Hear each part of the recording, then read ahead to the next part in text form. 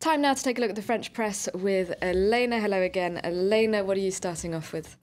Well, over at Le Figaro, they're starting off with Angela Merkel displaying her support for Nicolas Sarkozy, according to their front page. Now, that's because she's in Paris today on an official visit. She's brought some key ministers with her, and they're going to have a meeting with French cabinet ministers, talking ostensibly, of course, about the euro and what to do to save it still, as it remains in crisis. But for Sarkozy, this is important for internal domestic politics as well, because he reckons that Merkel and her support could be a big electoral advantage. She's hoping that her public display of support for him, of course, quite a rare thing for a foreign leader to take sides in a French election. He's hoping that's going to kind of draw the electorate's attention towards what he considers as his achievements in foreign policy and saving the euro. And he hopes that's an asset. They're going to give a big TV interview together later today. Now, while that might be the front page, though, at the conservative-leaning paper Le Figaro, it's not really the big politics news of the day. That's the fact that Claude Guéant, the Interior Minister, said at the weekend that not all civilizations are equal, and managed to provoke a rather large amount of anger and outrage for saying so. He's quite used to controversy, though, isn't he? It's not exactly the first time, is it, Claire? Now, Le Figaro does give him the chance to respond himself inside that paper, and he really doesn't regret anything. He doesn't go back on those comments. He says that the leftist idea of multiculturalism is wrong, that not all societies are equal, that Western civilization has some advantages like democracy, the rights of women, which are better than the alternatives, and that we shouldn't fall into cultural relativism and start arguing that all cultures are equally valid. Of course, it just goes to show really the frame of the debate in France, because in England or America, if you were to say that multiculturalism was a bad thing in itself as a politician, that would probably be the end of your career. But as you said, it's not the first time that Guéant has come out with these kinds of remarks. Le Parisien has got a nice roundup of some of his most controversial remarks of the last year or so. So back in March, he said that French people no longer feel at home in France because of immigration. He also said that the French army was on a crusade in Libya, which of course is a very historically controversial kind of a word.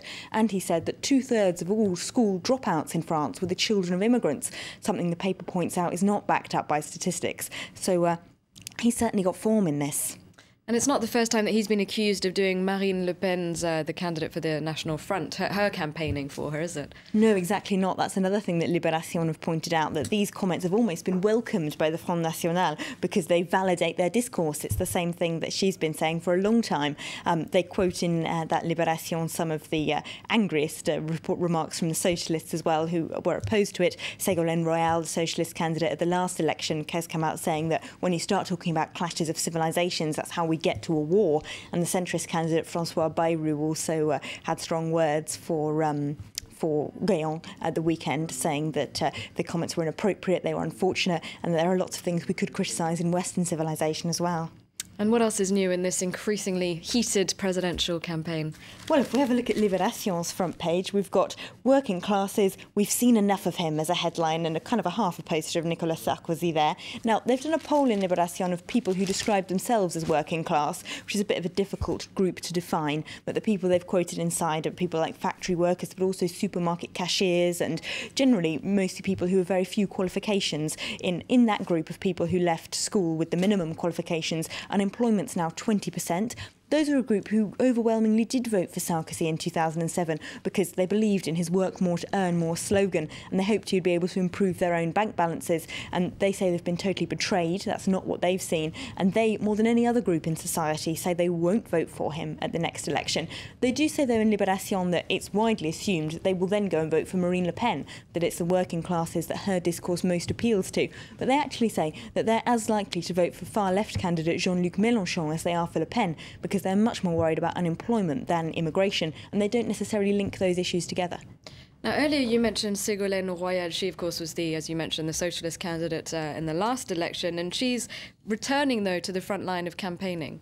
Yes, inside Libération, she fires back with a big double-page spread interview. Now, French political gossips have been wondering for a while if she actually was going to come out and publicly campaign for her ex-partner, François Hollande, because he, of course, after 30 years of their being together and 4 children, left her around the time of the last election for another woman. And Libération does say lots of people had thought she wouldn't, therefore, not be campaigning for him. She stood for the socialist leadership herself, of course, in the primaries, and scored a fairly dismal 7%, was caught crying crying on camera at the vote reading out at which Hollande won. But she says in that article that she's been unfairly treated by the media, who have spent far too much time talking about her personal life, and that she is prepared to back Hollande every step of the way.